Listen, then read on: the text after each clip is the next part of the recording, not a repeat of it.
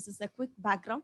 So ProVentures is a 360-degree project management service covering people, systems, and solution. So our services include process consulting, PMO services, product development, enterprise solution, and corporate trainings.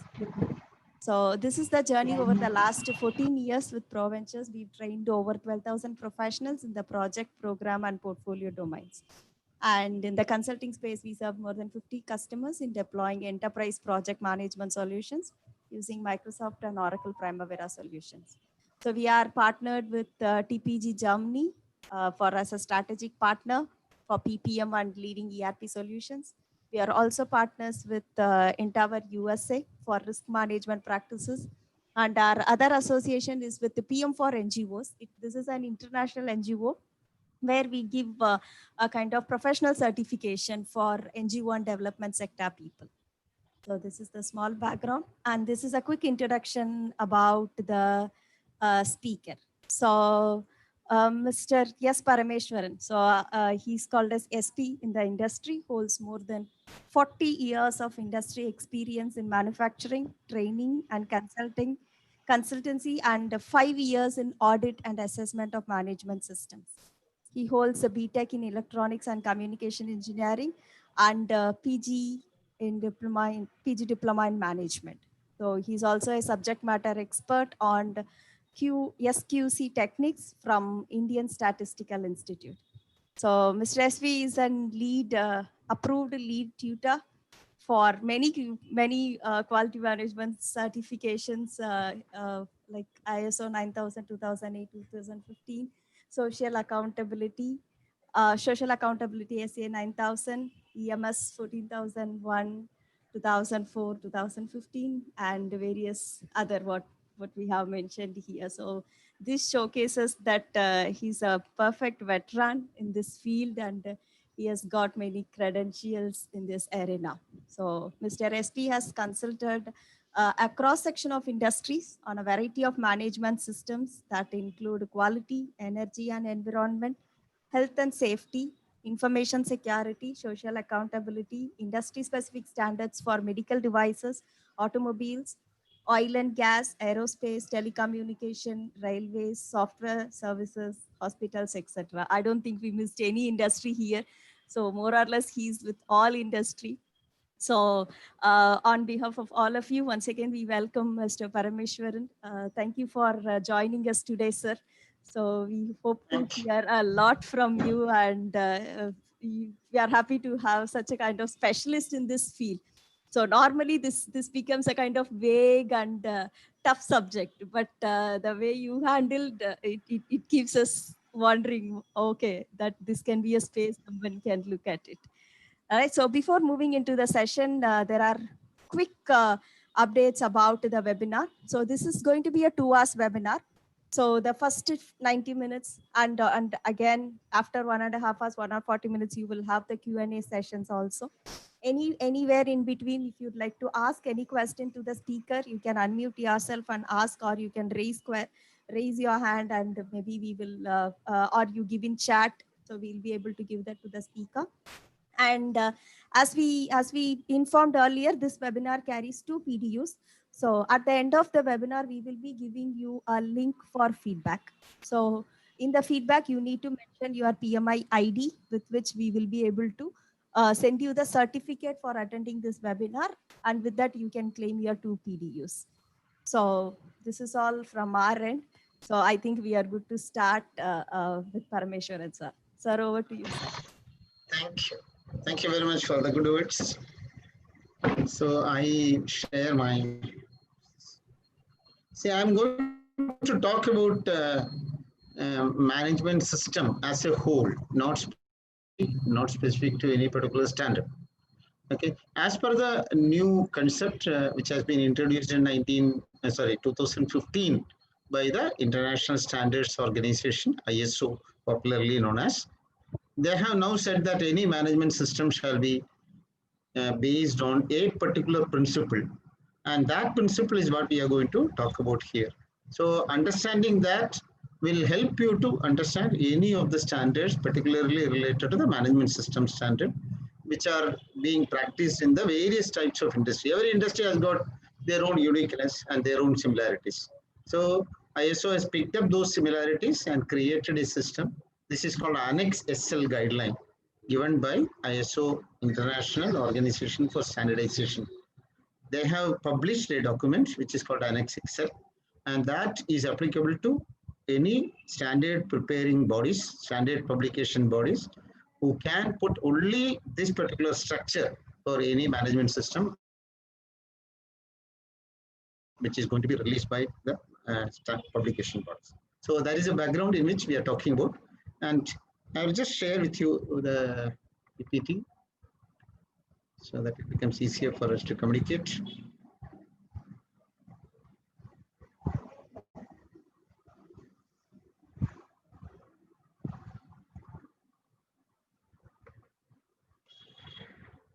So are you able to see this? Are you able to yes, see sir. the PPT? Yeah. Yeah. Okay. So these three blue color words or the short forms are what we are going to talk about today's session. PA, PDCA, and RBT. And if you are not comfortable with the short form, PA actually means process approach. PDCA is plan, do, check, act. And RBT is risk-based thinking. And with most of your background on the projects area, I'm sure the risk is something which you would have been talking about that for years together. But ISO has brought in risk into the standard only in 2015 in the general quality management or environment management system, etc. So this, they call it as a foundation for any management system. So here we are, for example, I'm taking quality as quality management system or quality as the starting point for our discussion, so that we focus on one area so that you understand the basic concepts. And our schedule is maybe up to 8 o'clock. And in between, I think we can take a break if you want. If you want about 5 minutes break around after about an hour's time, we can always take that. And then continue with the question answer and then push. This is my background. I think Datna has clearly told that. This is my schedule. We'll talk about the management system in the beginning, and we will have a 30-minute session on PA, PDCA, and RBT. Then after that, I have some 1 or 2 videos which I can show you, and we can have one small case study on a purchase department's risk assessment process, and then question answer session. Okay, and some of these initial input I'm just quickly going to scan through. What is quality? Quality is the requirements of the customer. So that is the basis for any management system. The intended output of a management system should be one of these attributes like quality or security or environment or health or safety, etc. So the output of the management system is quality. And quality management means we try to manage that quality such that the customer, nothing emergency. Quality management means coordinated activities to direct and control an organization with regard to quality. There are 2 keywords here, which is actually called direct and control. When you are managing something, you have to give the right direction and also see whether the direction is being followed or what are the deviation in that. And if there is a deviation, what type of action you have to. So that is the basic concepts of PDCA. Plan, do, check, and act. So plan your activity, decide on the objectives, and make a direction to achieve that particular objective, and follow that direction. In case if you have deviations, address that as a non-conformity. Popularly, the auditors and assessors normally use this word, non-conformity, in every system. So we identify the non-conformity and address the non-conformity as an action. So that is how the basic PDCA has come in.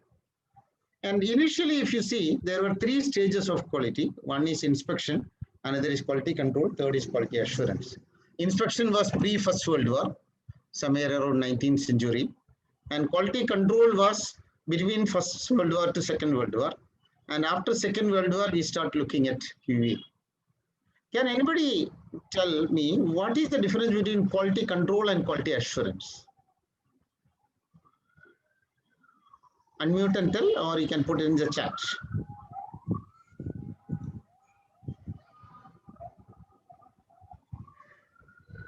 Quality Anybody? control is a measurement criteria. Quality Okay. assurance is a certification of the quality. Okay, good. Yeah. Anybody One else? is a Sorry, product. Yeah, one is my name is Abdul Samad. One is a product-based approach. Another one is the process-based approach. Yeah, very good. Any other?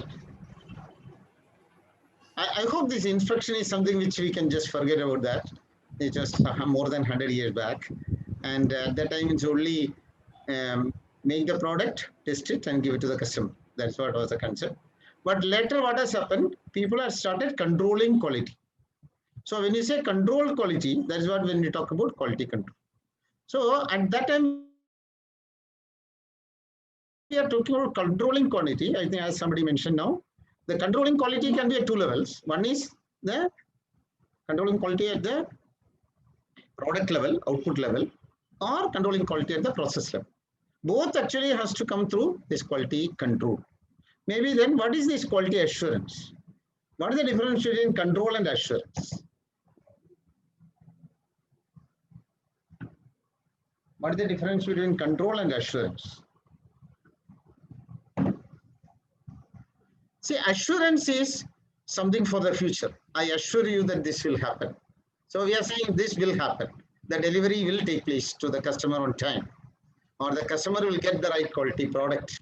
So if you are able to predict it, if you are able to assure that to the customer, and for doing that assurance, what is that you have to do within the organization is actually the quality assurance. So assurance and control is as things happen or after the things happen. So when you wanted to deliver a product to the customer after the manufacturing is complete, you test, inspect, and then give it to the customer. So at that time, I'm controlling that product to ensure that a defective part will not go to the customer. The Parima. Defective parts will not go to the customer. So that is control. But the problem here is control always happens post-mortem, post the activity. Even in process, after the process is over, we check whether the process has been done correctly.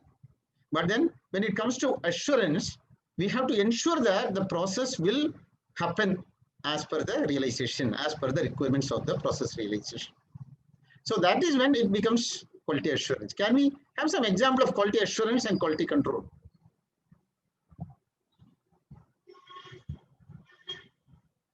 Quality assurance.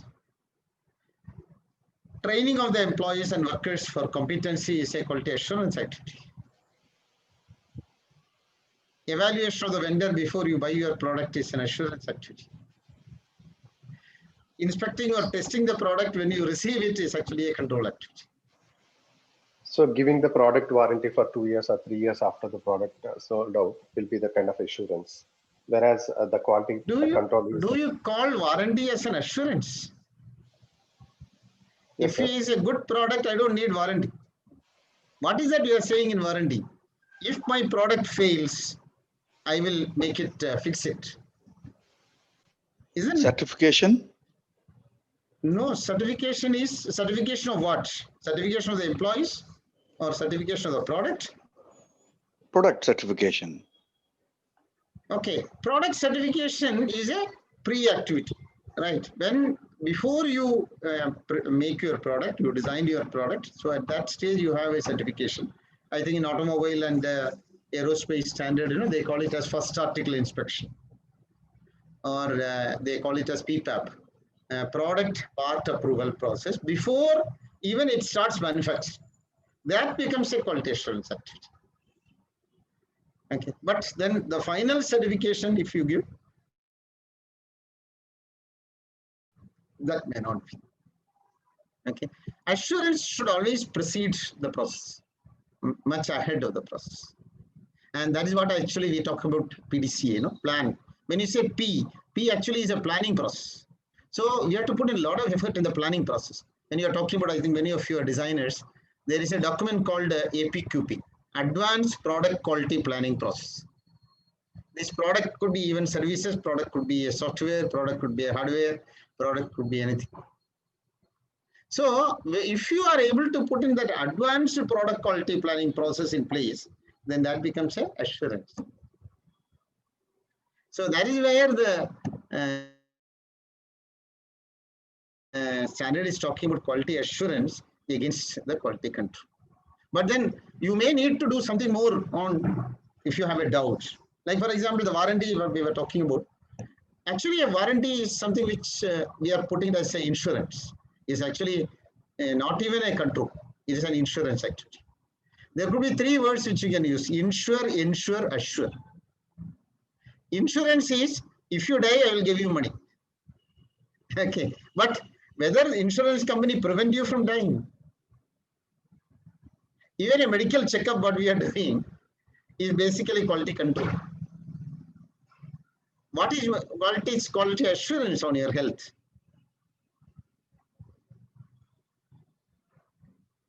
Maybe the food what you eat. Many people are now looking back to our olden times of classic foods and ancient foods, etc., which they talk about grown in your own backyard and then use that, and various colors of the food which you take it, and without any fertilizer or chemicals which are being used. And that could actually something like a quality assurance. Are you really able to address that type of issues much before you start even thinking of making or start even designing of making the product? That is what is assured.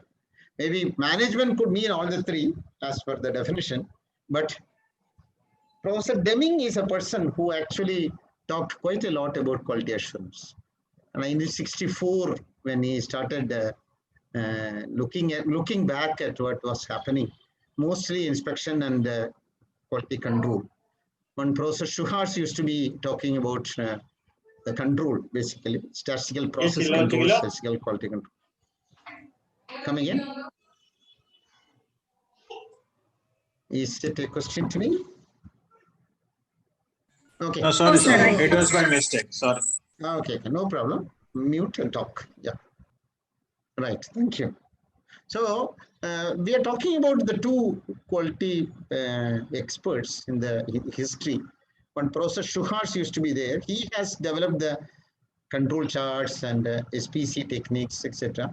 So what he was trying to do is to move the inspection or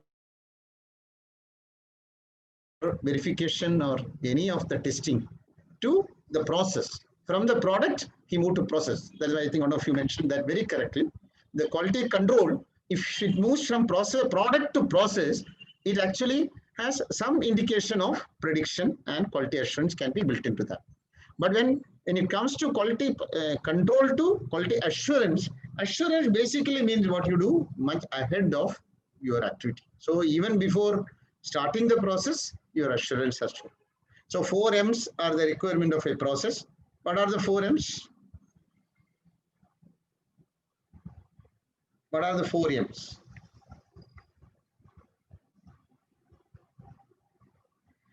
What are the 4 M's? Man, machine, Man, material, method, machine, material. Man, machine, materials, and methods. That is good. So all those 4 M's are the candidates for quality assurance.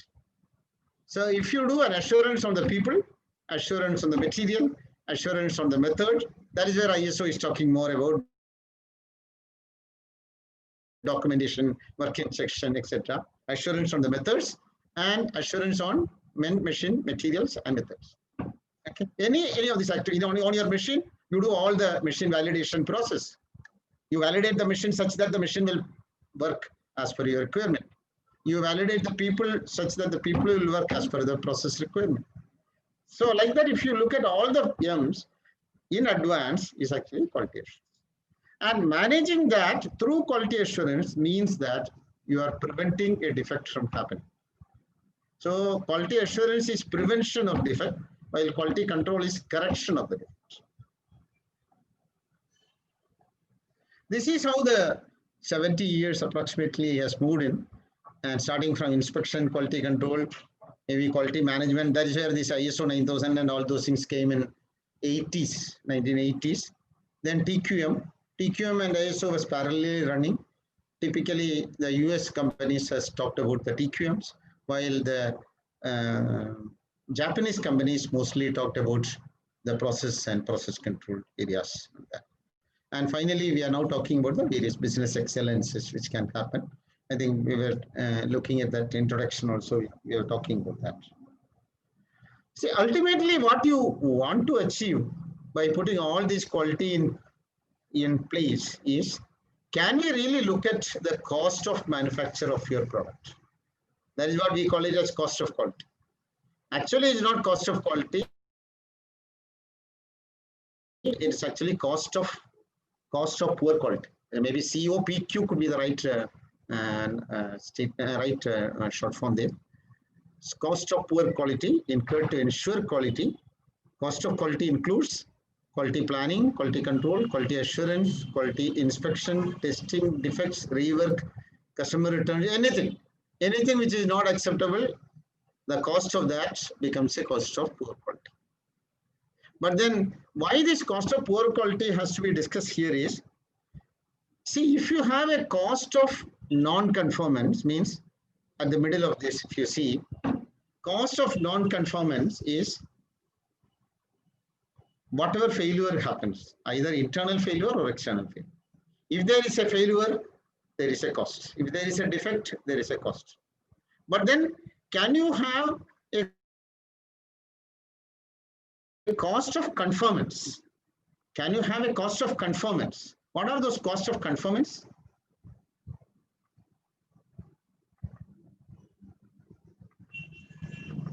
What is this cost of conformance? Preventing the cost. Yeah, preventing quality. That is what we are talking about. Are you able to see that? Yeah. Yes. So look at cost of conformance. It is prevention cost and appraisal cost. The certification, what you talked about is here, appraisal. Either certification of the product, certification of the person, everything will come here. So maybe example, we can say that Energy Star have the rating. certification. If it happens before, then that is an appraisal cost. Come again. Maybe we can say that it's if some of the products are Energy Star rating, that can be a kind of that's it. Correct. Energy Star rating is a very good example. So in ahead of that, we are trying to tell, okay, your processes or your product structure is such that it consumes less energy. Instead of bringing it home and started switching off and switching on, I feel like, okay, that is how people will do that. Means it is actually spoiling the product. I think somebody says, the fridge you should switch off in the evening and switch on in the morning or whatever is that. So this is on the operational side. That is after the product is already made and delivered to the consumer. Then you tell consumer that you please practice this so that you can save energy. But if it can happen here at this stage, that is when we call this as cost of conformance. Any amount of investment in cost of conformance is going to add value. Maybe the return will be 1:10, 1:100 also, if it is much, much better system. So if you can prevent some defect from happening, I think even in the earlier time used to say, prevention is better than cure. So don't go to the doctor and then say, look for cure, but can you prevent the disease from happening? So in the same way, if you really look at this, but unfortunately for our country, the statistics is that our investment on this area is less than about 2 to 5%. 2 to 5% of the cost of the product is what we invest in conformance. Even in R&D, in many places, we are not really interested in investing in R&D. Then what you do? You pay through the nose for buying the technology.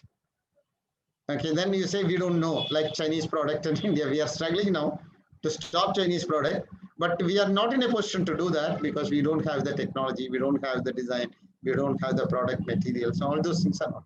So we missed out on this and then try to catch it somewhere here. So can you reduce the failure? So we put a lot of effort here to reduce the failure, but it will never happen unless it is taken up and designed at the initial stages of the product. Japanese have done that quite well. I think that is the reason why you see the product quality of Japanese is much, much better than even any other country. So they focus on prevention. I think the typical cost, prevention cost is around 30%. We are talking about 2 to 5% here in India. Americans talk about 10 to 12%. on their preventive cost investigation. This is the statistics of, I think, 2000, not 2000, 2018. Yeah. So if you put only 1 rupee, 2 rupee here, then here you lose. Our typical cost of failure is around 40% in India. Typical cost of failure here is around 40%. I had a training in Osaka sometime around 2003. So one lady from Malaysia came. I was working in semiconductor division in the manufacturing area. We typically work with around 60-70% rejection. Okay. So remaining is good one. And we are very proud that we are much, much better than any other smaller organization. This lady came to the stage and said that, sir, we are getting very high rejection in the IC, integrated circuits manufacturing. And finally, when she presented the data, she was telling that is about 2% rejection is something which is actually very high for us. We are thinking that even a 30% rejection here is actually too low. So that conceptually how we look at it, that is what is important. Are you going to inspect everything and make sure it is okay? Or are you going to give a warranty to the customer such that the customer we will go to the customer and repair it? Not even here, we also go to the customer. You look at the cost involved. A repair, maybe internally it's okay. Externally when it happens, then it will be the cost, not only the cost, it will be the image of the organization, everything will be affected.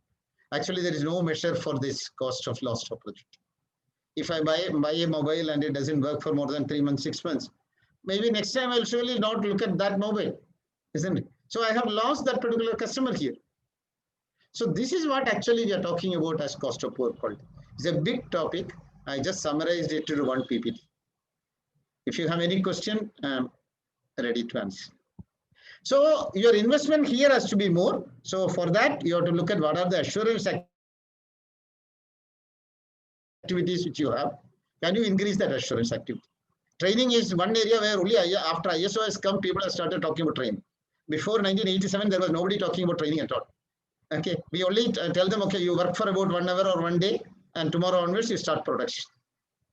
Okay, and we are talking about Japanese companies, Toyota. You know, Toyota is talking about 1 year training for the quality engineers.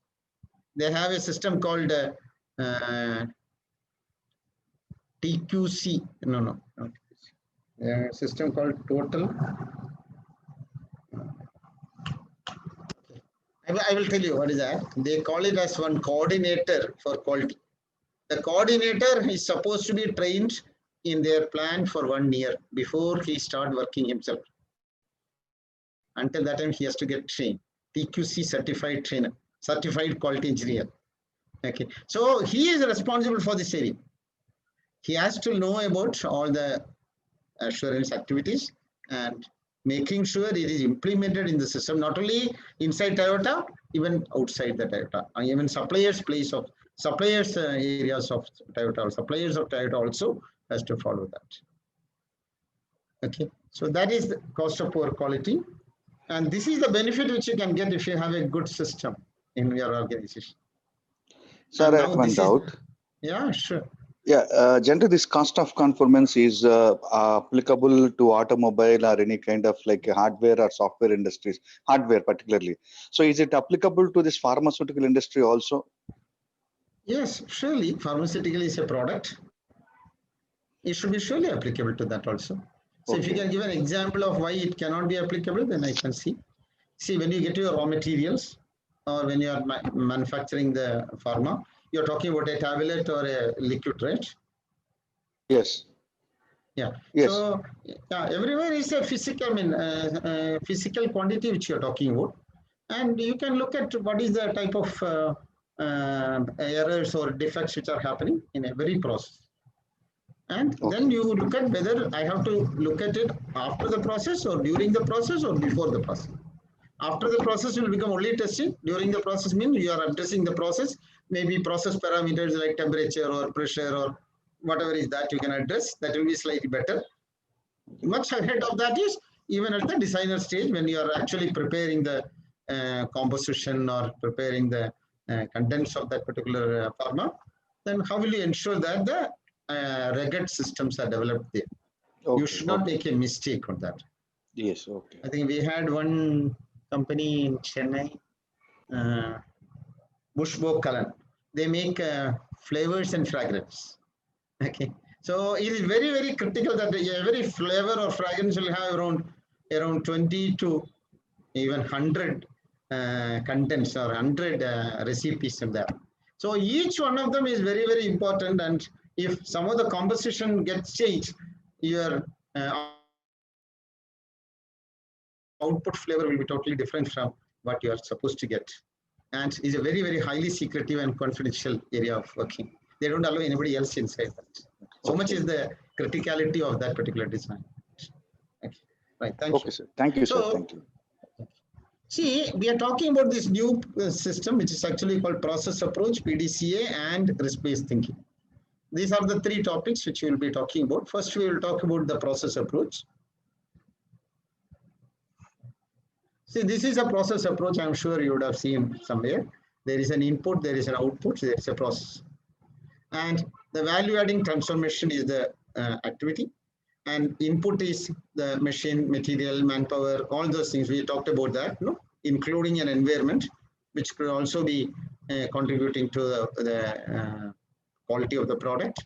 So environment, particularly when you're talking about sensitive items, particularly the pharma items, etc., even the temperature of the room is important, or even a measurement process laboratory, the environment could be very critical. And outside you have the product which is coming out, which actually goes to the customer. This is a basic process approach. And what is critical is monitoring and measurement of the opportunities before, during, and after the process. Monitoring and measurement of the opportunity before, during, and after the process. After the process, we have talked about when the output is ready. Before the process, before even the input is available to you. If you really want to know whether an organization has got a process, these are the 4 questions you ask. Basic requirement of an effective system or a process. Actually, system and process are interchangeably used in the standard. What is the difference between a system and a process? What is the difference between a system and a process?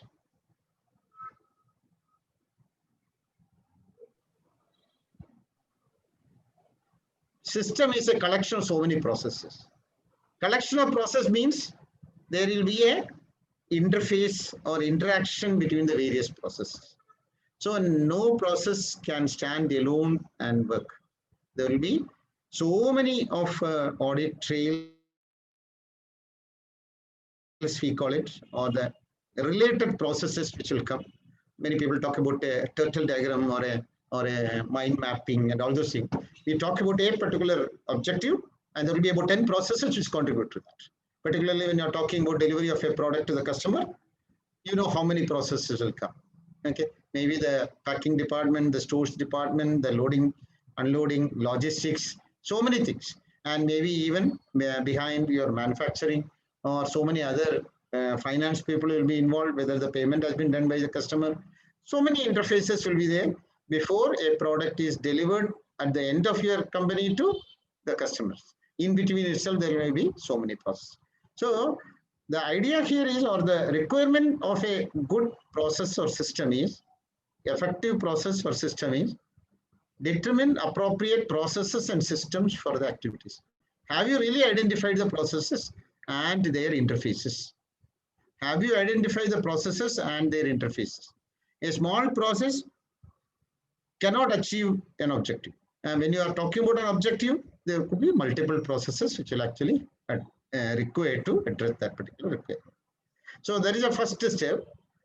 Second step is, have you really defined the process owner for that? Who is the owner? Who is supposed to be making sure that the process will get realized as per the requirement? Assign roles, responsibilities, authorities, and accountability. Role means the designation or a person who is actually in charge of that. Responsibilities are related to each and every process or activities. Authorities are related to the decision making, and accountability is the responsibility for the output. If the customer is not getting the product on time, who should be accountable? And this is one area where everything goes to the top manager. So if it can be delegated to, accountability gets delegated, then you can also measure that accountability through your key performance indicator. Look at the fourth step. The measurement of key performance indicator is the accountability of the person. What is that he is supposed to achieve? And can you quantify it? Can you monitor it? Can you ensure that it happens? That means the process is delivering results to the customer. And in between, you also have to implement. This is where we talk about competency of the people. So coming back to this, first we have to know what is the process, what are the processes in that particular system, and who are the people who are responsible for that activities, and what are the competencies required for them, implementation and maintenance. Implementation and maintenance of the processes. There should be a competency. People should know what to do. Okay. And finally, setting policies, objectives, and key performance indicators along with the targets. That means your process and system is established. Can you think of some examples for this? Can you think of some examples?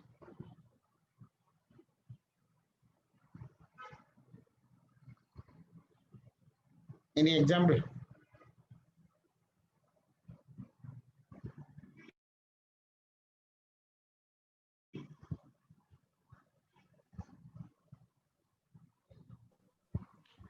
iPhone manufacturing. Okay. So take a releasing small, don't take a manufacturing big area. Just take one small process within manufacturing, because manufacturing will have hundreds of processes. Okay. Okay.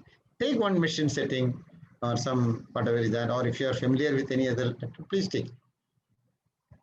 Go ahead.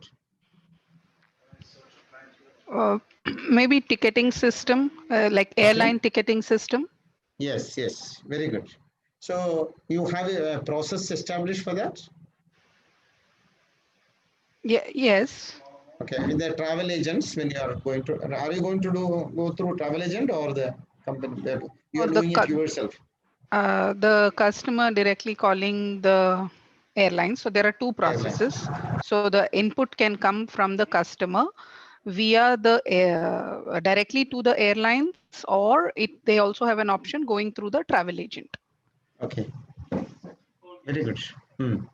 So and then the request moving on, once the input is received, it should go to the appropriate assigned role, that like a ticketing agent, who will take the booking, and then it has to go to the next level for approval in the airlines process itself, for the tickets to be approved basis their criteria. And then the next step, moving on to the third step, implementation of operations, maintenance of the process and systems. So when the ticketing agent is taking the booking, they have to check for certain validation criteria, the name, the Aadhaar number, whatever they have, those set criterias.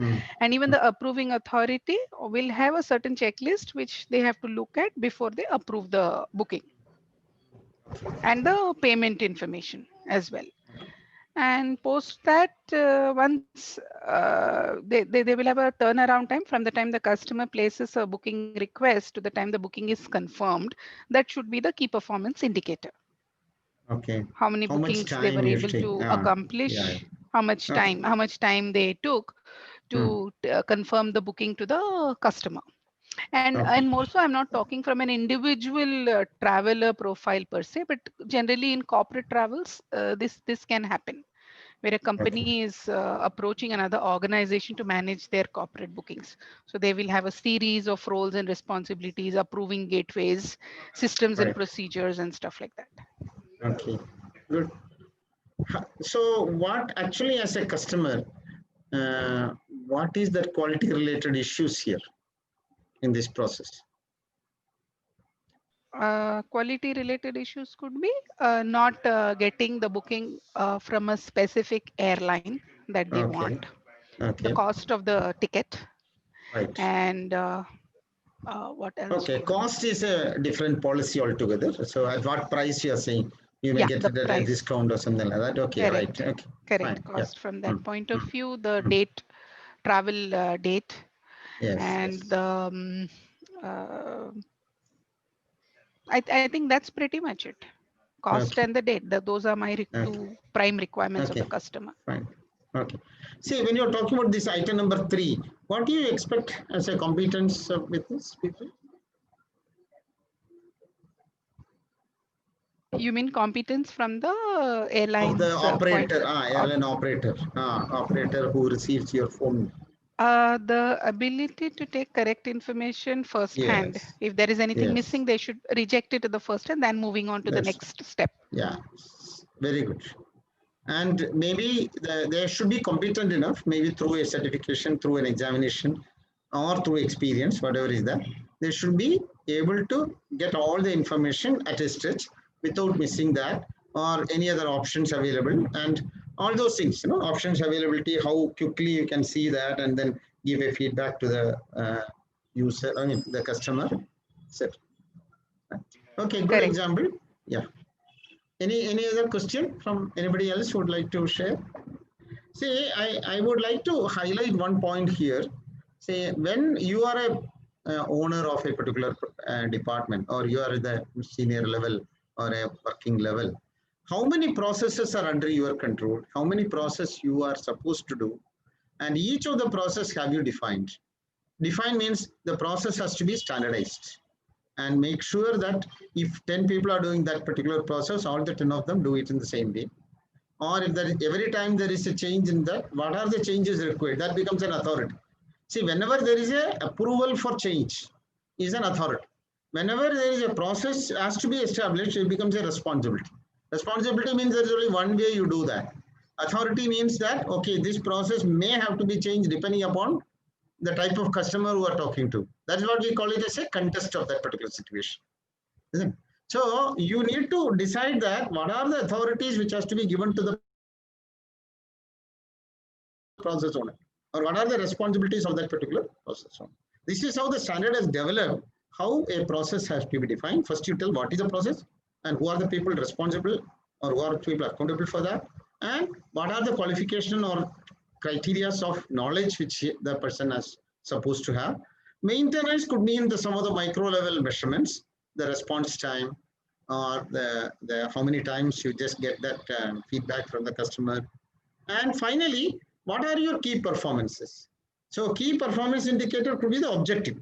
So generally decided by the management, policies, objectives, and related to that objective, what is the key process and to what extent you have to achieve that.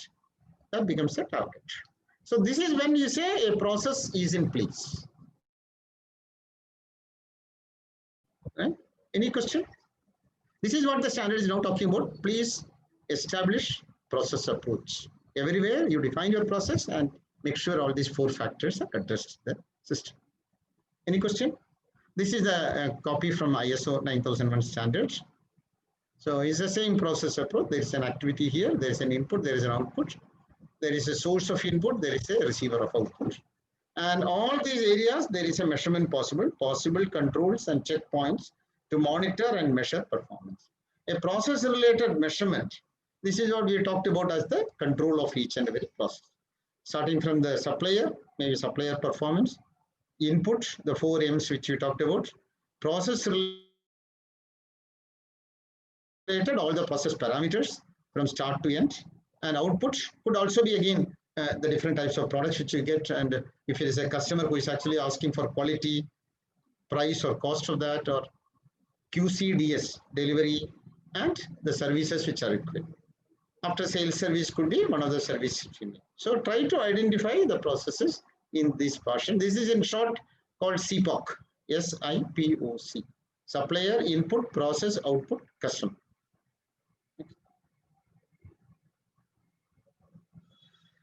So I'm just stopping here for about 4 or 5 minutes. If you have any question on the process, you can ask. Otherwise, you can go to PDC.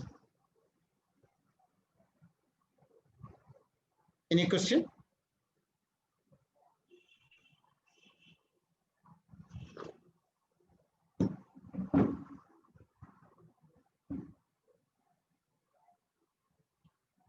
Okay, we go to the PDCA.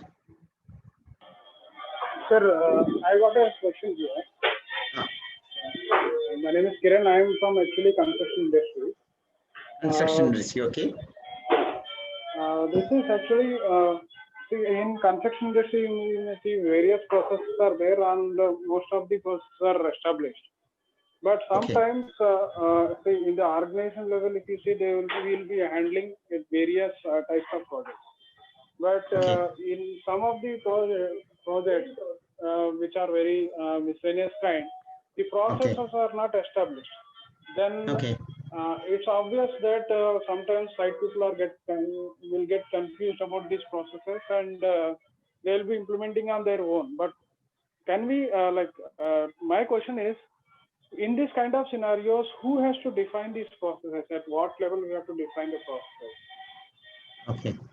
Now, Right. I'll give you a go ahead, example, sir. Yes. Now, recently, yesterday, one of my quality manager was auditing the other project. So then he has asked, when one site activity is going on, that is a cable pulling activity, he has asked what is the method statement you are following. He said that, sir, there is no methodology, it is a simple process. I'll lay the cable on the other side, this side there will be winch, I'll be pulling it. Then I asked him, I was sitting nearby him, it was going on online, then I asked him, what is the tension he will be giving at the winch so that the cable will not be damaged. He said that, sir. Very good point. Very good point. Yeah. But he may not have an answer for that. Right? Hello?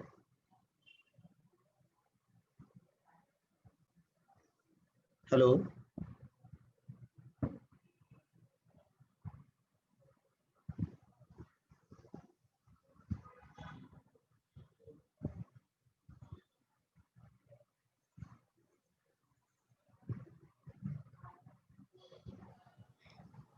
Sir, it looks like his connectivity got disconnected. Sir, yeah.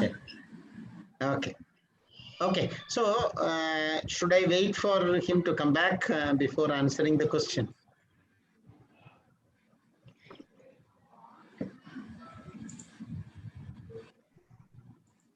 Sir, I think we can continue maybe. Okay, fine. So maybe I can answer that when he comes back. So generally, let me tell you, I can repeat it also when he comes back. See, generally what happens in a construction industry is you may have to categorize them as the routine activity and non-routine activity.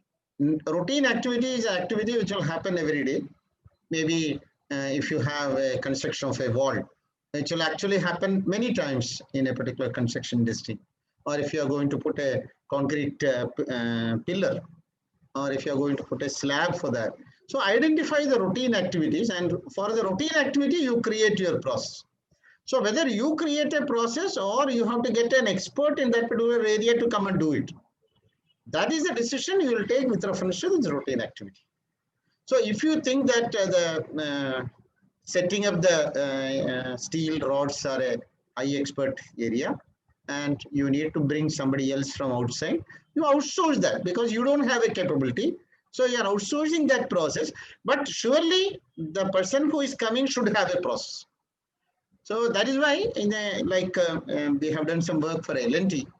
So L&T has the routine activities clearly defined, like for example, brickwork or like concreting and setting up the paintings or so like that. Each one of them they have, and near Chennai they have a training center. The operator level training and competencies are created. A carpentry work or a masonry work or each and every work which are standard. They have a standardized processes, and the process is taught. The training of these people on that particular process happens in the training center in Chennai. And each one of them have to spend about 3 months to 6 months there and pass an examination certificate. After that only he will be put into the different types of buildings. And there is also category 1, category 2, category 3 buildings, and each one of them the competency requirements are different. Multi-story, and so all those various options are. But then when you don't have that type of people available, then you actually outsource said, but the outsourced company should have a process. But now the third type of activity is non-routine activity, which actually you don't do every day. Maybe the gardening. So you usually get a gardening expert to do it. Maybe you'll ask somebody else from outside to do that. So that is how you actually ensure that the processes are used by the organization. Okay. So let me see whether who is that person? Is it Kiran? Who is that? Yeah, actually, there was some network issues. I rejoined, sir. Okay. I'm Kiran. Okay. Have you heard this? What I said? No, unfortunately, it was. Okay. See, what I was telling is, in a construction industry, there will be two types of activity, which is routine and non-routine. Okay. Non-routine activity, you may not have a process, but you will always get somebody who is having a process. Like if you think that the painting is a one-time activity, you will like to get an expert from the painting area. So what you do, maybe if I am doing painting, I will try to call up Asian Paints and ask them to bring it and then do that. Or if a local painter may not have a process. So this Asian Paints or some of these painting companies are now started talking about, we will come there and do 3 days, we will complete our painting. So that way, so they have established a process. They are selling the process also to you. That is what I think in ISO 9000 also, they call it as outsourced process. We are not telling outsourced product, we are telling outsourced process. So we know that this person has got a process. Like a trainer, like me, I have established a process for training. So the organization calls me for conducting the training. So whenever I say TRAINING, the ING in the end basically means it is a process. It is not a product which I am selling it to somebody. So we surely need a process, but who owns the process? Who has the expertise to have that process executed as per the requirement has to establish. This is my answer to your question. Okay. Sir, and if you think that you are a construction company, I'm sorry. Go ahead. If it is okay to ask one more scenario, because I was very upset with that scenario which has happened in my site itself. Okay. Actually, we are into construction of one receiving substation, wherein we will be doing the earth pits. Now, these earth pits, there is a quantity of earth pits chambers which we need to get it and install it. But since this is very limited quantity, we have opted it to buy it from outside. Okay. So when we went on to the market, these vendors are approved by the local electricity board department. Okay. And we have approached one of the vendor. When he asked him what is the drawing you are following, he said there is no drawing. I am just making it, and you will get it. Then what is the quality control? By quality guys went to inspect the material. He said that, sir, you see the material. If you like it, to take it. So he was very upset and he came back. He said that there is no drawing, there is no process, there is no quality to be checked. How can I certify this? Then our site guy said that, sir, this is electricity board approved vendor. We don't have any way to go out. We have to get it from there only. So ultimately, the material has been brought in. The electricity board guy has said, okay, you have bought it from approved vendor. Okay, fine. Install. Okay. This approved vendor is supposed to be the certification actually. That's what you are talking about. But then the approved vendor surely should have a process. Okay. So then only you can have a repeated, say, can you repeat it? So many of earth pit you are going to make. So if you really wanted to ensure the repetition of that in a systematic way, surely he needs to have a process. If you go to a big construction company, L&T could be, they will surely ask for even the safety manual, quality manual before even outsourcing that particular process.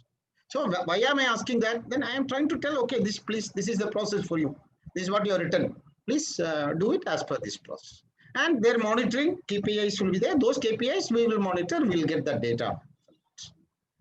Okay. So you need to surely implement the process approach there. Any question? Thank you for sharing the situation. Now we go to the next part of this discussion, which is called PDCA. And it's a simple picture of P, planning, understanding and meeting the requirement. And D is executing that. And C is verifying or checking that. And D is whenever there is a deviation, what type of action you will take. So when you really look at the systems and processes, which you already talked about, set of interrelated interacting elements, converting input into output, management system is basically the PDCA. With the part management, principles of management was more than 100 years old. But at that time, we were talking about plan, execute, and control, PEC. What Professor Deming has done is, he has converted into 4 steps. Plan, do, check, and act. The check and act is actually the control.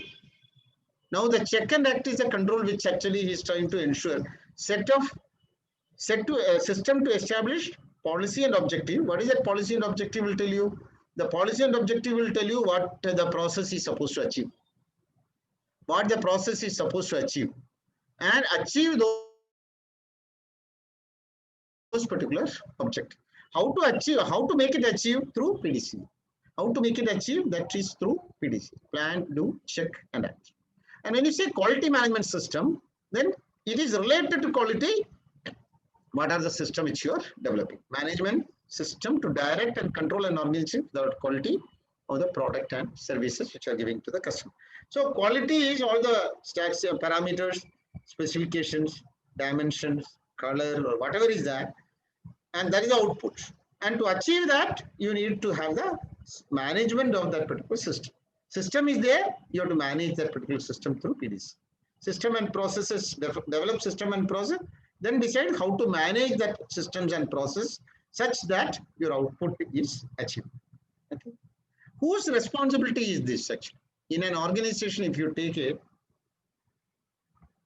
see here, who is supposed to do planning? Who is supposed to do planning? See, in this one, x-axis, it is the time spent by each function, and y-axis, you have the hierarchy. Okay, I will close this. Okay. The conventional system was like this. Conventional system had only 2 activities: decision making and routine activity. This is before Second World War. That is the early part of 1950s and below. And later 1970s is when this PDCA has come in, Professor Deming's contribution. And he only started talking about the functions which has to do this PDCA. Who are the functions which has to do PDCA?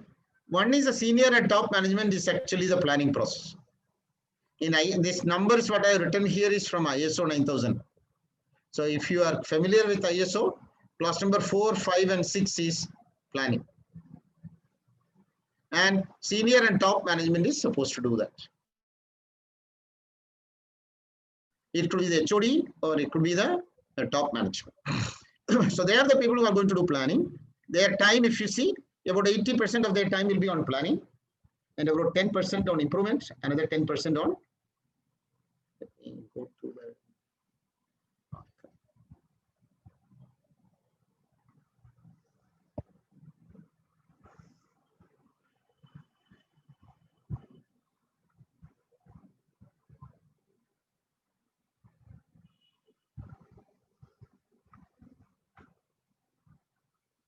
Okay, so this part is planning.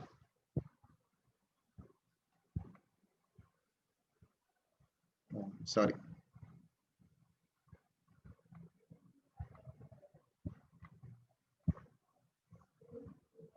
And the middle portion is improvement. The routine activity comes here. What is the routine activity? Routine activity is the work done by the operational level people in this area. 80% of the time is spent on operation. So these are the people who are actually doing the do part of it. In ISO 9000, do part is clause number 7 and 8. Worker or staff at a lower management level will do that. Daily routine activity. What is the meaning of daily routine activity? These are all the candidates for creating the process. Every activity in this daily routine area, it should be a process-oriented activity, process approach activity. Maybe somewhere here you may not have a defined process, but the top management has to create a process and execute a process because it is only done by him, that level. Maybe there are a lot of variabilities and your most of the project work actually will happen at that particular stage. decision making will happen at that particular stage. So the routine activity and planning. And then C and A is here. Control is actually C and A. The C and A is clause number 9 and 10. Process owners and middle management level people are responsible for this here. Any question on this? This is the basic concept of PDCA. And who are the people who are supposed to make sure that the PDCA is working in the organization? D is at the lower level, P is at the higher level, and the middle level is the control. C and A is at the middle level. Any question? I have one question. Yeah, sure. Yeah, so in most of the time I have seen that senior management spends so much time in planning that we are left with very little time to complete the other stages. Ideally, this should be, I mean, all the 4 stages should be little overlapping, but many times people are not able to start their work because the planning part is not over and it's taking longer time. How to avoid such syndromes? I mean, ideally, how much time should be spent in planning? Suppose it's a 1-year project. How much time should actually be spent in planning? See here, the function wise, if you take here, the top management has to focus quite a lot on planning. Maybe about 80% of the time should be in planning, 10% in improvement, 10% in routine. What are these routine activity of the top management? Is basically the review or getting the data and analyzing the data and see whether the analysis shows the progress. So these are all the activities which they will try to do on a regular basis. Analysis part will come here, improvement area. But the planning process will be surely a major activity here. But then when you come slightly down here, then your percentage will change here. So at this stage, maybe most of this area, our routine activity is quite small here. In routine activity, their involvement has to be minimum. While the improvement activity, as you come down to maybe the top management or senior management or HODs here level. When you say HOD level, 50-50 here. 50% of the time in planning, 50% of the time in improvement. Improvement basically means control, monitoring and making sure it happens. Or even these people have got a responsibility of even creating this standardized process. The process definition is actually coming from these people. Process owners, they are responsible for defining the process. So the defining the process again will become a part of planning. So that is why so part of planning here, then part of definition and creation, then delegate it to the people for doing this particular job. At the lowest level, if you see, about 80% of their time will be on routine, maybe about 10% on improvement like QC circle or employee involvement program, etc. And maybe another 10% on plan. So try to look at whether I am achieving what I am supposed to achieve. And if I don't achieve, what could be the type of planning required tomorrow's program, tomorrow's work, how will I do that in case if there is any issues today, how will you address that issue for tomorrow?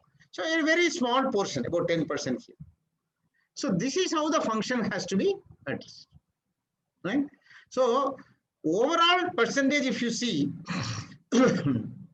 I can tell you the country to country, culture to culture, it varies. And in India, it will always think that we cannot spend more than about 20% of the time in planning. I'm talking about all this together. While in the Japanese companies think that it should be at least about 40-50%. But in between somewhere other countries will fall. Maybe our planning area is much less. We keep, and because of that, what will happen? Because of that, we make a lot of mistakes. Planning is low, then the systems will not get implemented. I will come to the next portion, that is the risk-based thinking. A risk-based thinking is a part of planning. So who will identify the risk actually? Who will identify the risk? Whether it is here or here. It's in the planning or stage here. So planning stage, the risk has to be identified. If I identify the risk at the planning stage, I can think of either preventing it or mitigating. Mitigation mostly will happen at the middle management level, and prevention should happen from the top management level. How many people have really planned for this COVID pandemic? Have you seen any company plan for this?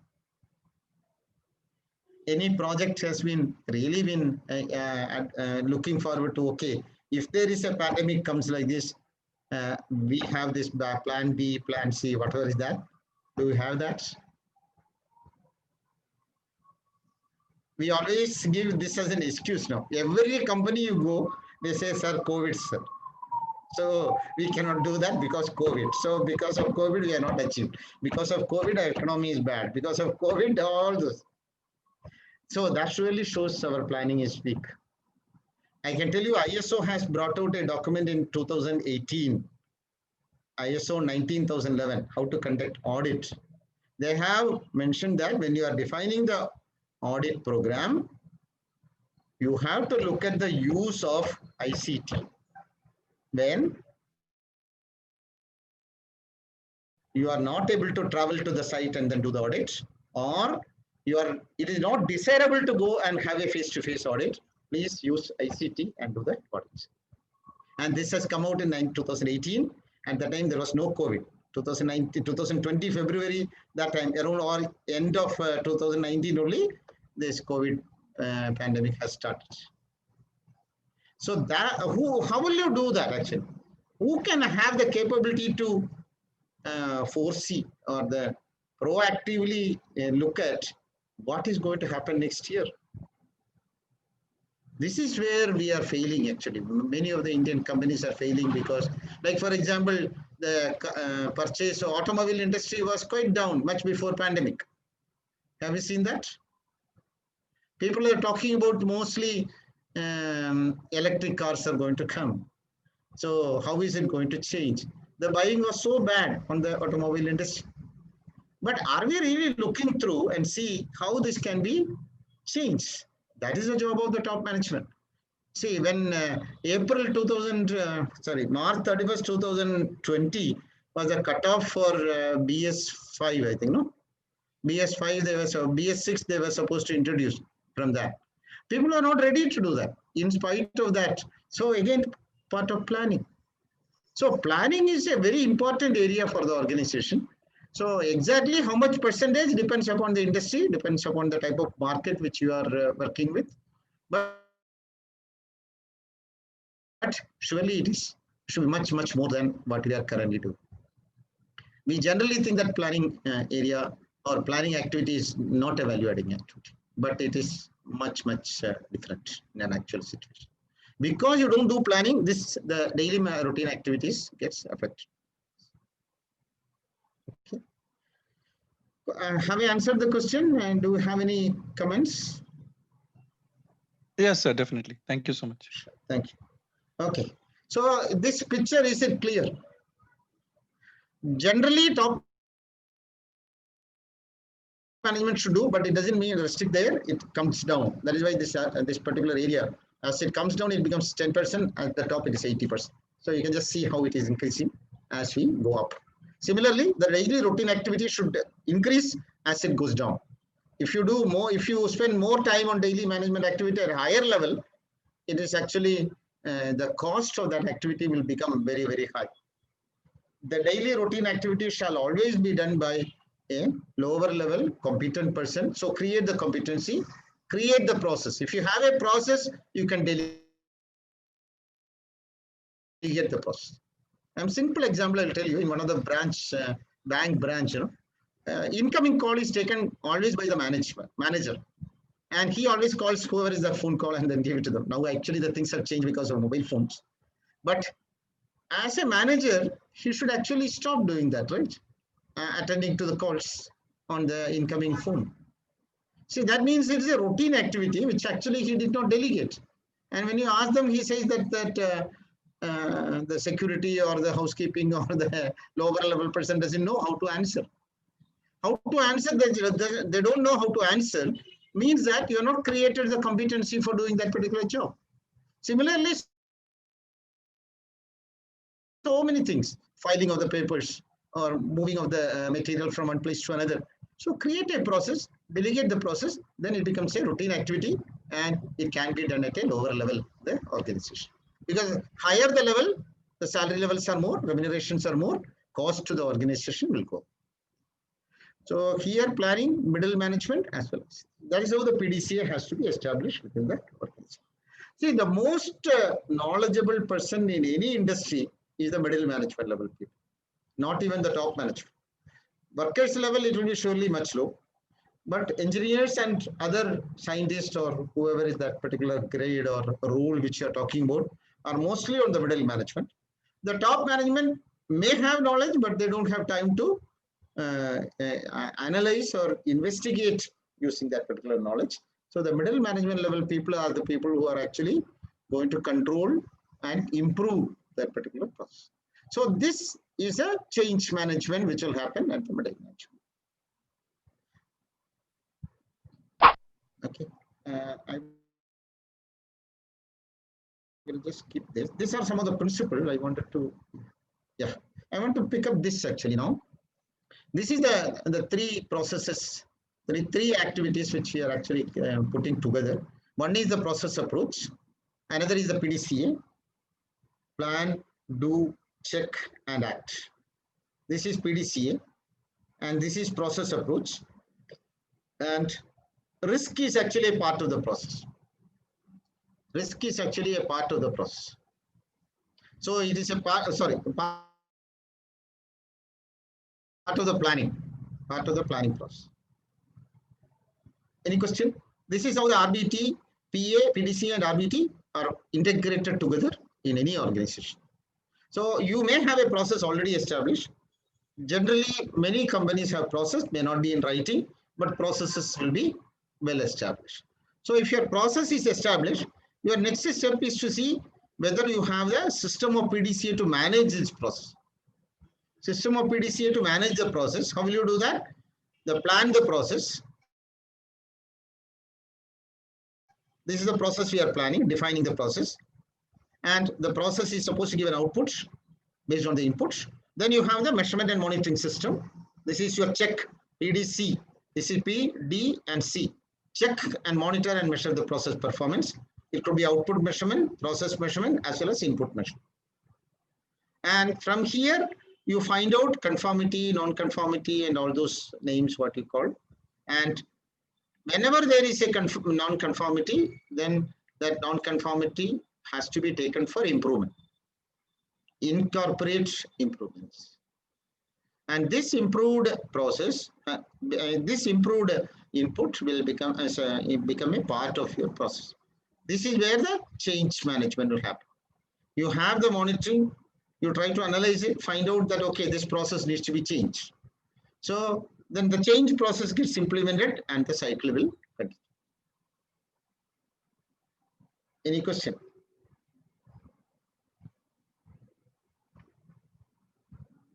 So process approach, PDCA, and the extent of process requirements depends upon the risk. In some cases, you may have to write down all the process. In some cases where the people are competent, you need not write. You can always give instructions, maybe in the form of a flowchart or in the form of a output. You can always say that this is the your milestone to be achieved, and the process has to be completed within this particular milestone. Or these are the requirements which are supposed to be met by them. Maybe a drawing, maybe a specification, or maybe any other write-up briefing by the customer, etc. So based on that, you try to find out now what are the risks involved in that particular achievement of that particular process. Any question on this? The risk actually is a very important part of the new standards. Just look at this. Maybe I'm sure in many of the project management area you would have done that.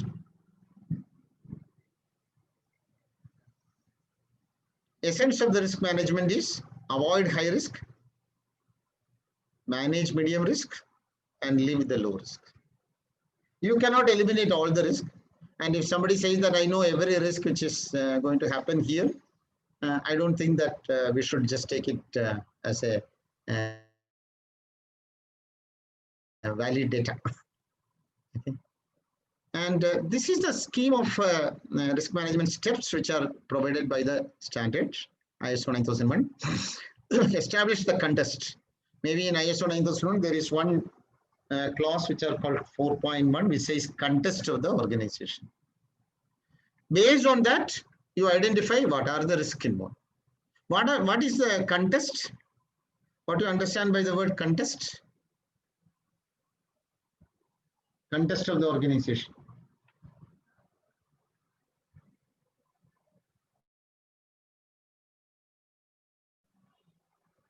Contest is a situation. Contest is the external influence which can happen on the organization. It could be the government, it could be the type of employees, it could be the type of engineers and management. Is it a public sector? Is it a private sector? Or is it what type of management you have? All those things are contest. So establish the contest. The risk will vary from contest to contest. If a company is working in South India, it will have one contest. If it's working in what do you say, the Far East states, northeastern state, you will have a different contest. Maybe if it is in Bombay, Gujarat, you will have a different contest. Delhi and Haryana, it may have a different contest. So based on the contest, the risk will be different. If the company is in Kerala, maybe you have every alternate days there is a Bandh, so that becomes a contest. Okay. Or because of the rain, how the rain impacts on your products or impacts on your manufacturing activity could be a contest. Or now I think we are not able to go out and do the job, so you have to sit at home and do it. So there are the contest risk there because we are not able to observe, we are not able to supervise, we are not able to ensure that the delivery can happen. It's a contest now. So the contest is the situation in which the organization is operating. Based on that, the risk will vary. And if you have a qualitative assessment, the risk 1, 2, 3, 4, 5. 5 could be high and 1 could be the lowest. And quantitatively, if you can collect some data, that also can add value. Maybe last 1 year, how we performed. From that point on, that data also, we can take the contest. We can look at the risk. And the risk treatment plan. So now that you know that there is a risk and there is a value for the risk, there is a score for the risk, high, medium or low, then you decide what is the treatment we have to do. Can we completely eliminate it, or can we do some substitution? Can we do some changes, or can we have some administrative controls? Like for COVID, what are the activities we are doing, or what is the type of treatment we are doing in COVID? Mask is one of them. So we normally call it as PPE. So we are trying to protect ourselves from the virus through covering our nose and mouth. And then you also keep a 2 meters distance between other people so that the virus will not travel so much. That's what we assume. And maybe you are sitting at home, not going out. Could be another way we are trying to address this particular treatment. Okay. And then review it and see how much we are achieving that. How many new cases are registered every day, and that will be an indication of how much of this treatment is, how effective this treatment is working. Okay.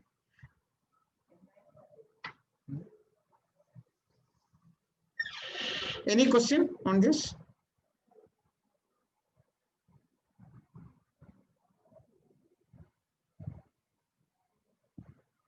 This is an overall risk assessment plan for any organization if they're doing it. I just created this flow chart. Sir, in the previous slide you have shown identify risk, identify hazard. What is the difference? Come again. Identify. Identify risk. Yeah. Go to the previous slide, please. Yeah, this one, no? Identify the risk. No, previous one. There is a there is a hand this is drawing. True or same, I think I made a mistake. Yeah. You're talking about this? Yes. Identify hazard. Hazard is actually, hazard is, what is the meaning of hazard? There is a problem. Identify those problems and The hazard is basically an activity which leads to some damage. That is the meaning of hazard. Identify those. That is what is called a risk. Is actually a definition of risk. Okay. Identify the hazard, then evaluate that hazard. So, are you able to hear? Okay. Yeah. Evaluate that hazard, then review that. For the assessment, there are some methods, and then you have to control and implement those controls. Then again, go back and see how the hazard has come down, or how the impact of the hazard has come down. I think in some of the safety-related area, they call it as hazard. Hazard is one of the risks. In an environmental area, they call it as aspect. Aspect is a risk. Okay. The concept is avoiding high risk. So if the after your evaluation, if find is a high risk, we need to, the control process is, can you eliminate that? Can you avoid that? Like moving out of the home is one of the risk which we have said. So avoid it. Manage the medium risk. If it is not very high, manage it. That means you have a monitoring and control of that. Leave with the low risk. Don't do anything. Is when if the emergency happens, go to the hospital and let us. So like that, we have to address the risk. Okay, I will explain to you this. Before that, I just wanted to show you one video.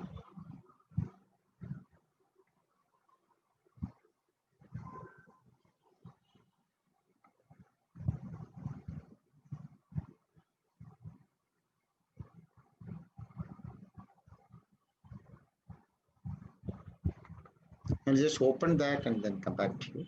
I'll stop sharing this.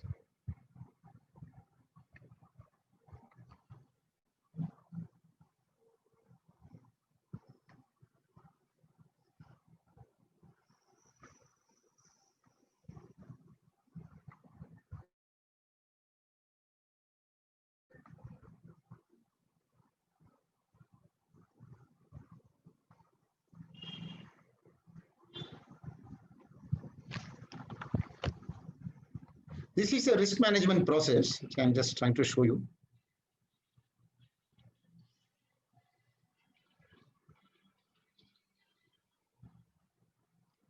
Are you able to see this?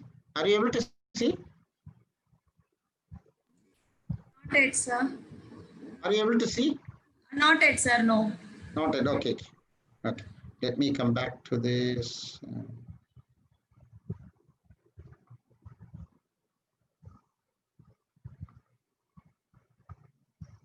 Okay, I have to share this.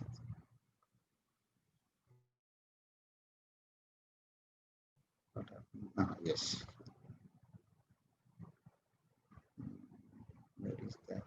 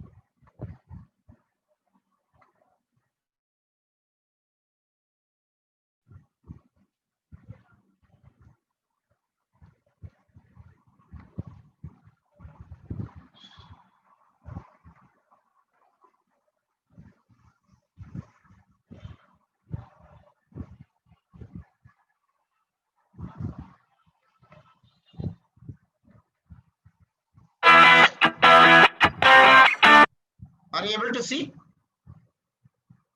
Are you able to see? Hello? Sir, we are able to see your folder, but we are able to hear the sound, but we are not able to see the video. Video, you know, I will run the video, just see whether it is coming. No, sir. One second.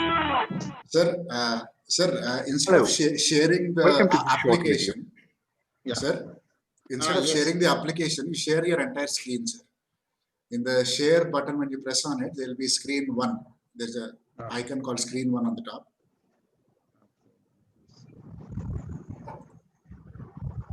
First icon, screen 1. So here, where I have to show? Now stop sharing, sir, once. Stop sharing. Okay. Now again, click on share button. Share, okay. Now you'll see there is a screen 1 on the top. First icon on the left, screen 1, top left corner. Screen, this one. That's a black color. That's what it is. Yes, sir. Yes. You select that. Okay. Still, we are not able to see your entire screen. Maybe he has to run, Prashant. Maybe let him run. No, it is not running actually. It's run. Are you seeing this now? Yes, sir. Yes, Presentation sir. we are able to. Yes. Okay. Now it's okay. Now it's okay. Now I will start. Yes, sir. Please. Volume is okay. Yes, sir. Otherwise, anyway, you can adjust the volume. Yes. This is about a 6 minutes video, and this will actually tell you how to do this risk assessment. There is one standard called ISO 31000. Based on this, is a very small video, but it gives the risk assessment concept very well. So I just shut off. Yes, okay. please.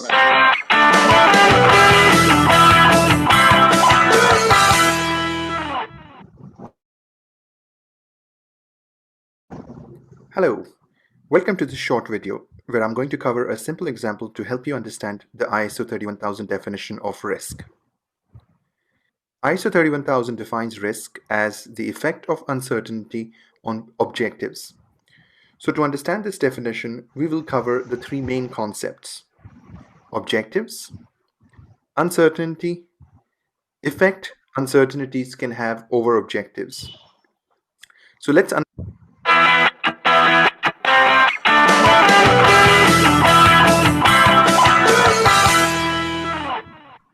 Are you able to see? Hello, Yeah. welcome to this short video Okay. where I'm going to cover a simple example to help you understand the ISO 31000 definition of risk. ISO 31000 defines risk as the effect of uncertainty on objectives. So to understand this definition, we will cover the three main concepts: objectives, uncertainty, effect uncertainties can have over objectives. So let's understand these concepts with help of an example. The main character in our example is John. While John may have multiple objectives, for this example, let's focus on one specific objective. In our example, John has to attend a very important sales meeting tomorrow at 9 a.m. He has to get to the meeting on time. If he is late, the meeting will be cancelled and he will lose the deal. The value of the deal for John is $1 million. So the objective for John for our example is to get to the meeting before 9 a.m. so the meeting can start at 9 a.m. Next, let's provide some additional context to this example. This is where John lives, and this is where the office is located where John needs to attend. Next, let's provide our example is to get to the meeting before 9 a.m. so the meeting can start at 9 a.m. Next, let's provide some additional context to this example. This is where John lives, and this is where the office is located where John needs to attend the meeting. To travel to the office, John will need to take a taxi to travel to the station. This typically takes 20 minutes. Once John gets to the station, he has to take a train to the station close to the office. The train journey typically takes 45 minutes, and John typically has to wait for 5 minutes to get on the train. Once John gets to the target station, he has to walk to the office, and this walk typically takes him 10 minutes. So let's say John wants to get to the office by 8:55 a.m. So if everything goes according to the plan, John needs 80 minutes to travel from his home to the office for the meeting. So he needs to leave his home latest by 7:35 a.m. Now that we have a context for John's objective, let's cover the second concept of the definition, which is uncertainty. As this is a very important meeting for John, he wants to manage various risks which may result in him not getting to the meeting before 9 a.m. To understand risks, he needs to first understand the various uncertainties of his context. To keep the example simple, here are the 4 uncertainties John may have to consider. Will he be able to wake up on time and be ready when his taxi arrives? Will the taxi arrive on time and get to the station in 20 minutes? Will the trains be operating on time and get to the target station in 45 minutes?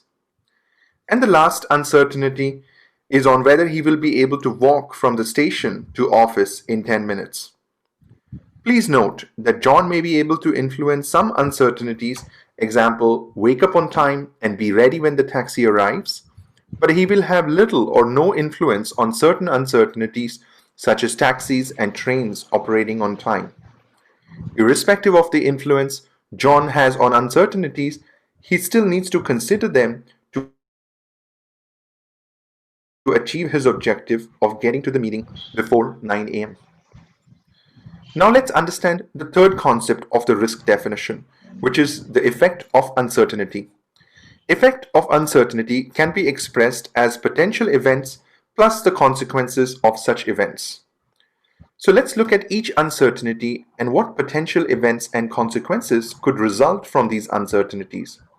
For simplicity, I'm only covering one potential event for each uncertainty.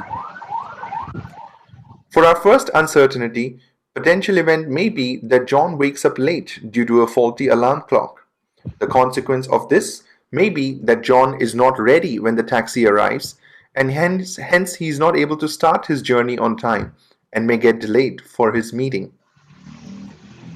For our second uncertainty, the potential event may be that the taxi union calls a strike in the morning, and hence the taxi John has booked does not arrive to pick him up. The consequence of this event may be that John is unable to travel and get to his meeting. For our third uncertainty, potential event may be that trains may be delayed due to bad weather.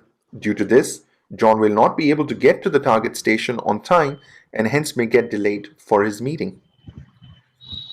For our fourth uncertainty, potential event may be that due to a political rally, certain roads near the office may be closed. The consequence of this event may be that John needs to take a slightly longer route to the office and hence may get delayed for his meeting. So let's conclude our example by bringing all the 3 concepts of risk definition together. To understand risk, it is critical to first understand the objectives of the main subject, which may be an individual, organization, project, or product, etc. Next, you need to understand the context of the main subject from which you need to identify the key uncertainties. Once you've identified the uncertainties, you can identify the effect of each uncertainty in form of potential events and their consequences, which becomes the key part of defining any risk. Please provide your feedback in the comments area on the video. Okay. Yeah, I want to just ask you to look at this, the last portion of this video. You have any question on this? You have any question? Hello? Yes, sir, you are audible. Yeah. Are you seeing this? Are you okay? Yes, sir, it is visible. Yes. Okay. See, look at this particular piece. This is, see, we were talking about the processes. And this particular case, he is talking about there is an objective which you have to final. Objective is your out accountability or the KPI. You have a KPI given, which is actually the output. You are supposed to deliver a project in such and such time, or so much of quantity of production and deliver it to the customer. So that is your objective. And to achieve that objective, in this particular case, they have taken 4 processes. He is supposed to reach there at 9 a.m. For reaching there at 9 a.m. is his objective. And you have 4 processes which has identified for reaching that particular target. And each of the process, we need to identify what can go wrong. Maybe I can get up late, so that could be one of the issue. So I need to address that issue through a controlled process. Maybe instead of 1 alarm, you should keep 2 alarms, so that the alarm clock, if one is not ringing, another one will. Or you have to tell somebody, your wife or somebody, to also wake you up like this. So you need to find out now what is that I should do. If you can prevent that from happening, that is the best way. But if you cannot prevent it, then you need to have a mitigation plan. Like for example, the taxi fellow you have booked, he has not come. Taxi arrive. Will the taxi arrive on time? Maybe that morning he calls up and says, "Sir, our driver is sick, so he cannot come." So what you do? You should have a backup for that. So backup means there is a cost involved. So the cost of that particular mitigation will always be quite high. If you can prevent it, that will be the best way to do. So you need to identify each and every process. What can go wrong in that process? That becomes your risk. And how will you address that particular error or deviation so that your ultimate reaching your goal of 9 a.m. for your meeting will be met. And this is how every process you need to, in a small process, in a small system, to reaching the building from home, I think there are 4 processes. So you can always assume how many processes will be there in other areas. Can I stop sharing? Any question on this? Any question?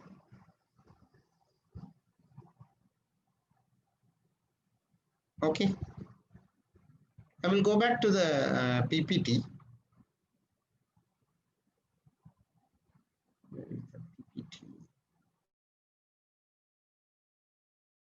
All right.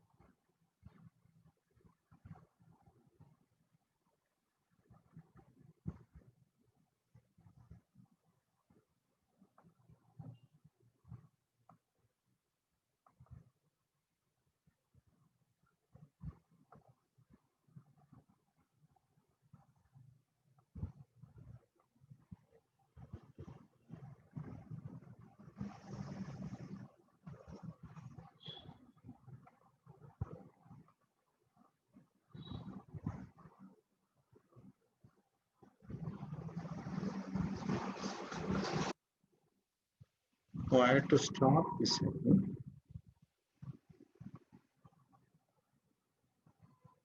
Nothing is shared, sir. You can directly share. Yeah. Sharing that screen share. Yeah. So actually we are looking at an overall process for the risk assessment. So this is the risk assessment process which any organization may like to implement. This is the determining the risk and opportunity. I will share this PPT with Ratna, and you can share it to other participants also. And the risk and opportunity. What is the difference between risk and opportunity? Risk is negative and opportunity is positive. Somebody is waiting in the room or something is coming. Okay, you will take it. Okay. And risk is negative and opportunity is positive. Okay. So if there is a risk, then you have to eliminate the risk. If there is an opportunity, you have to enhance the opportunity. And to address that, you have 2 types of activity. One is setting an objective and making changes. Change management is a positive aspect, and you will ensure that the activity is, processes and activities are modified. While you are not able to modify, then you have to address it through an operational control. So one is change, another is living with that problem with operational control. And if there is a deviation, then the deviation should be addressed through the non-conformity and root cause analysis, corrective action. I'll just show you one small example here. In this particular case, you just see, please read through. The core operational process of this particular company is recording and assess incoming work request.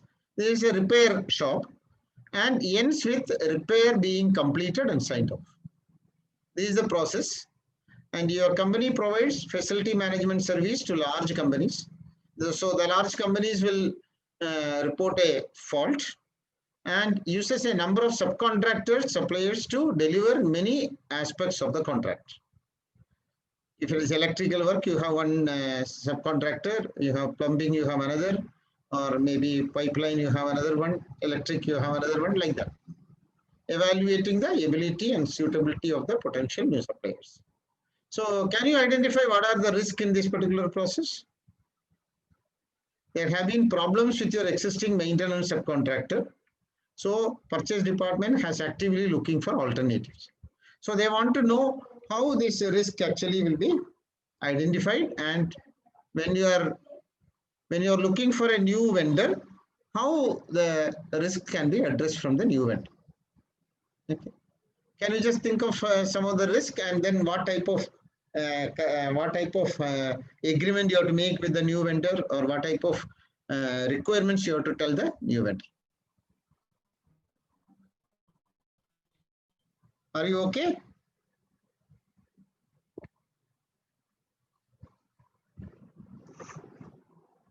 Hello? Yes, sir. Yeah. Can they think for about 5 minutes and come with the answer? Then we will discuss, and then we can close after this. Okay. So kindly look at it and then identify one or two risks, and then how that risk will be addressed.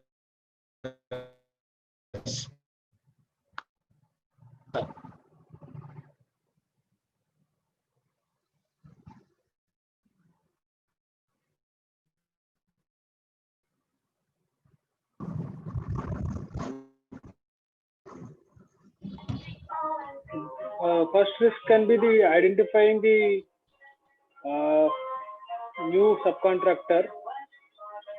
Due to delay in this, so we may miss the timely delivery of the services. Some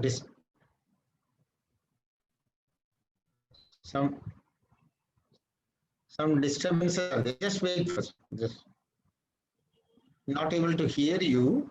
Please wait. Now you see. Now you speak. Yeah, the first risk can be the delay in identifying the subcontractor, finalizing the new subcontractor, which may cause a delay in delivery of services to the client. Okay. Delay in okay. Okay. So how will you address that issue?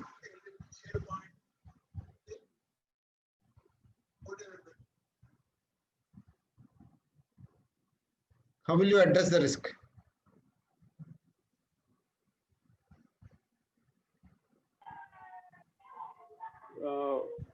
We have to identify the new subcontractor before and make him board before the existing subcontractor completely leaves the job. There should not be that there should not be a gap on performance because of non-availability of the contractor. So we have to plan early for the exit of new existing contractor and get onboarding new contractor. Okay, right. So what you are saying is the new contractor, when you are going to identify, there should be some overlapping between this contractor and that contractor. That's what you are talking about. Am I right? Much ahead of this old contractor is okay. That could be one of the risks. And if there is a gap, then if there is a fault reported, you will not be able to address that fault. Okay. Any other risk? See, look at this particular situation. The company is already having a subcontractor, but he has problems. So you have a last year's data where what are the problems this fellow has, isn't it? What are the problems? See, maybe one of the question what he said is delay in addressing the requirement.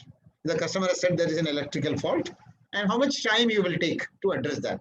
So in your contract, you very clearly say any electrical fault within 3 hours, you should address that. So that could be one of them. And maybe if that person doesn't have an electrician available, that could be another risk. He doesn't have an electrician available to go to the customer. So then what you do, maybe in your contract, you have to make sure that so many electricians, so many plumbers, or so many masons, so many people has to be available with this particular contract. It's only electrical. In electrical, now location could be another way. So he's available in far off area, traveling in Bangalore or Hyderabad, etc. It could be very difficult. So one place to another traveling will take a lot of time. So you need to have at least say so many people at various places located so that we can address that in the right time. So like that, you have to identify the risk involved. What are the risk? One is sending the for that. What could be the process which we need to define? Okay. Any other point? Any other risk?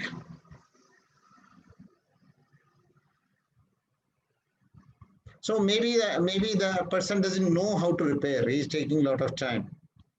So you have to look at the competency of that person. What is the type of qualification which is required for the new person to join? Okay. Any question on this? So if you have data in this particular case, what I am just trying to highlight, you have last 3 years you are working with this fellow, and there have been problems. There have been problems, means these problems are existing now. So you know that these problems are the risk actually. And identify those problems and see what type of action is required to be taken. Okay. Any question? Any question on this?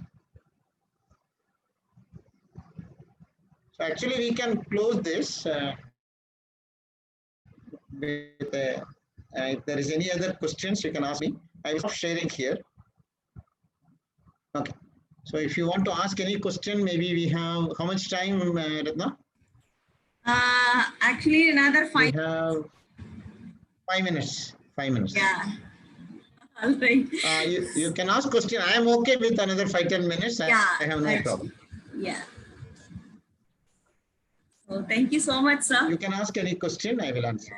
Yeah, it was very interesting. Thank you. We could see the vastness of the subject. So, any questions from the participants? Okay. I have taken only a small portion of them. But it was very interesting. You kept it really interesting, and I'm sure participants will share the same feedback. In fact, we would say that last 2 hours went in a flash of moment.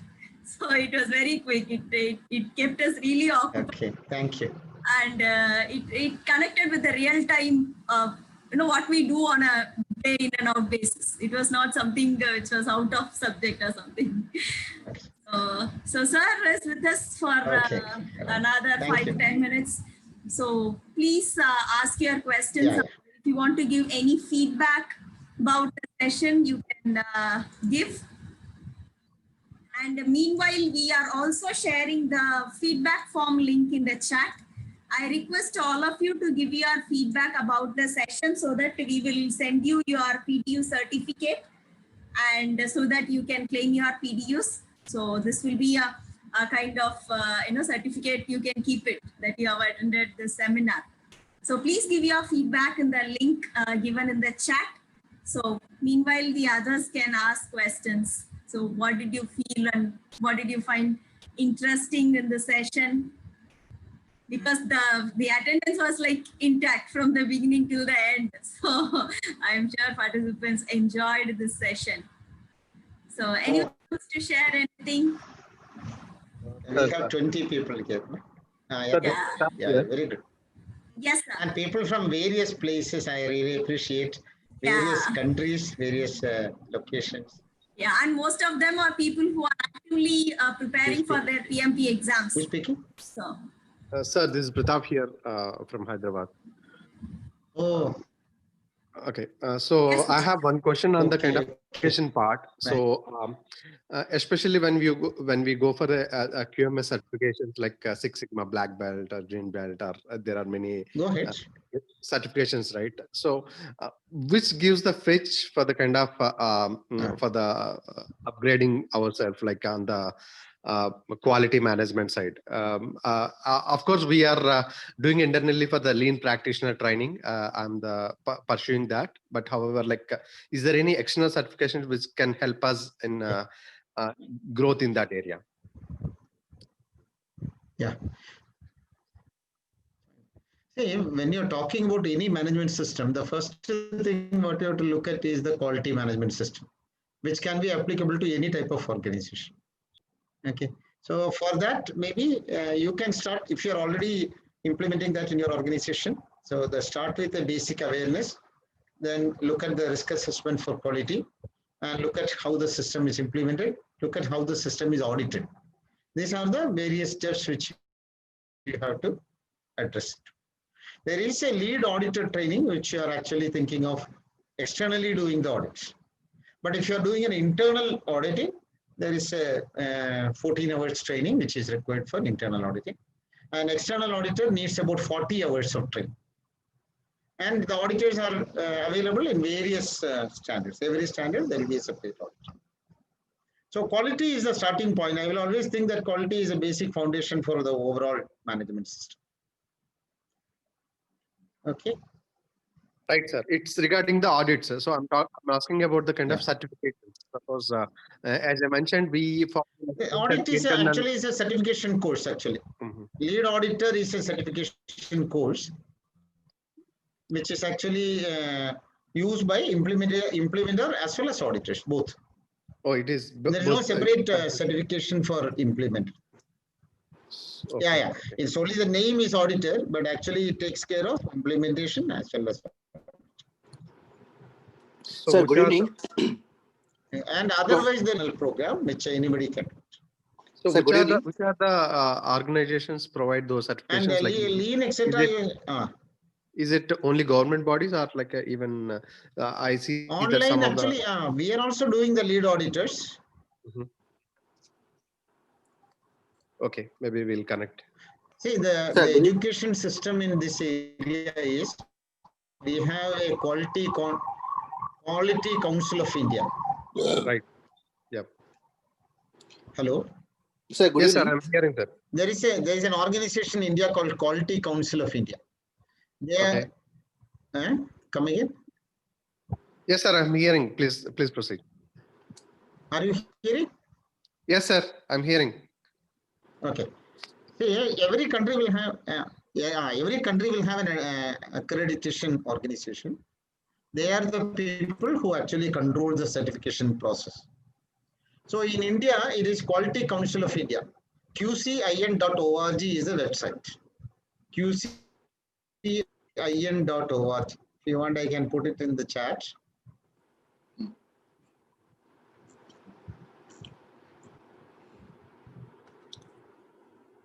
So this is the site. You can go there and they will tell you various certification activities related to this management systems. And every country will have a accreditation board.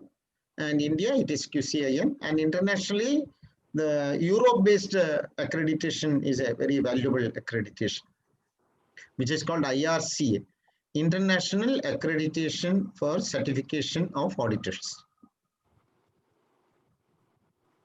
And that is accredited from London. Oh, okay. So both these people give the certificate. Indian organization as well as the value-wise, if you see, both are same. Both have same value. But maybe because of IRC is a pioneering organization, more than 50 years old, while QCA is just about 20 years. Otherwise, both values are same. So initially in your in your list, we have seen that you are like an auditor trainer, right? So so from your organization also, you are providing those certifications, certification training.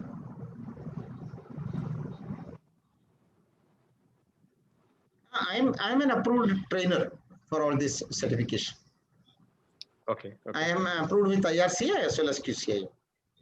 I'm an approved trainer for various courses. So if you want to contact, you can contact me on this. sp@zandic.org. I'll connect with you. I will put it in the chat. Yeah, you can connect. sp@zandic.org.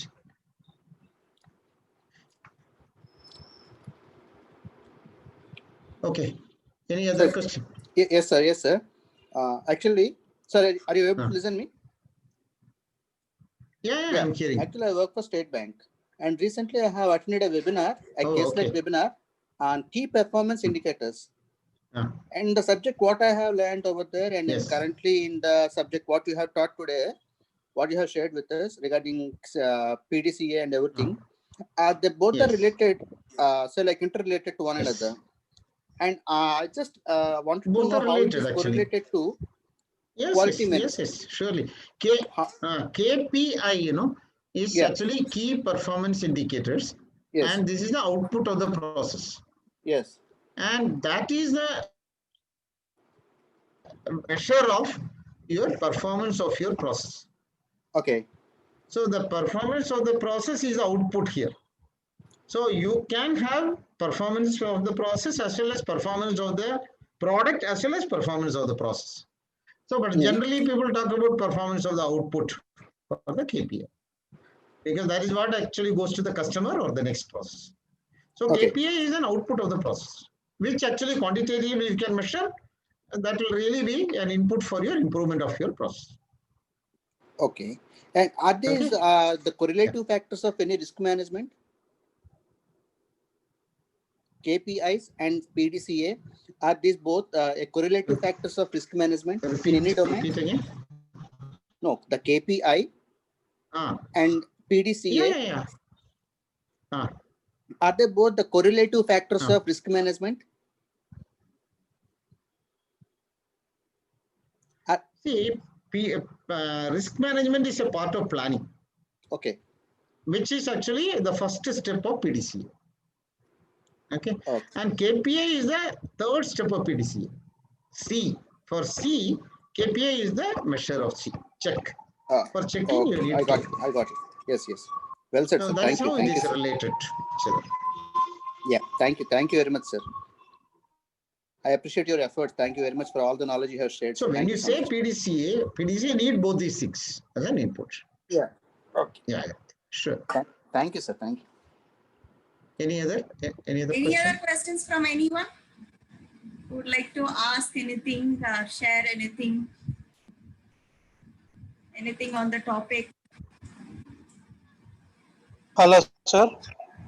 Yeah. Sir, can you text the international organization you said, which is in London? IRCA. IRCA.org, if I remember correctly, but just look at the last that IRCA is the name of the organization. You want to have the full form? International Registrar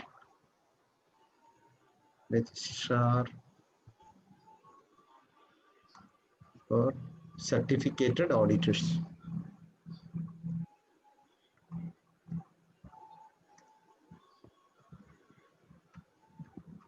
Okay, International Registrar for Certificated Auditors.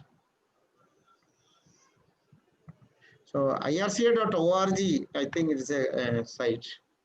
You can get all the details. What are the certificates available for them? And there is also an organization called IPC. This IPC is International Personal Certification Organization. I don't know the site actually. International Personal Certification. Okay, sir. Any other certification programs, councils? So, I mean, see, there are many of them actually, certification, but mainly on the auditor's name only, the certification program will come. In various standards, there are more than 100 or even So many certifications available. Fine, fine. Thank you, sir. But we are in India, only this QCA and IRC are popular. There are also American.